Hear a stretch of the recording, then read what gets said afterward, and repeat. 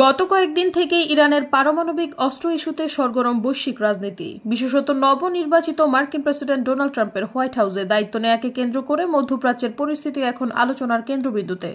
তবে পারমাণবিক ইস্যুতে ভুল পাল্টালো ইরান।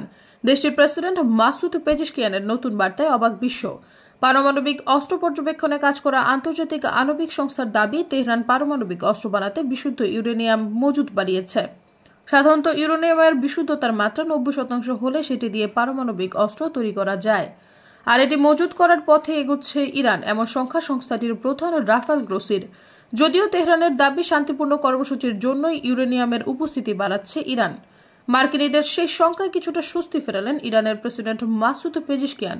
তেহরানে নিয়োজিত নতুন রাষ্ট্রদূতের সাথে বৈঠকে প্রেসিডেন্ট পরিষ্কারভাবে জানিয়ে দিলেন, পারমাণবিক বোমা অর্জনের কোনো পরিকল্পনা নেই ইরানের।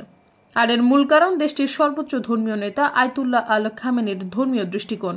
7 জানুয়ারি এক প্রতিবেদনে এটি নিশ্চিত করা হয়েছে। সৈয়দা ফারিয়া, সমযোগ।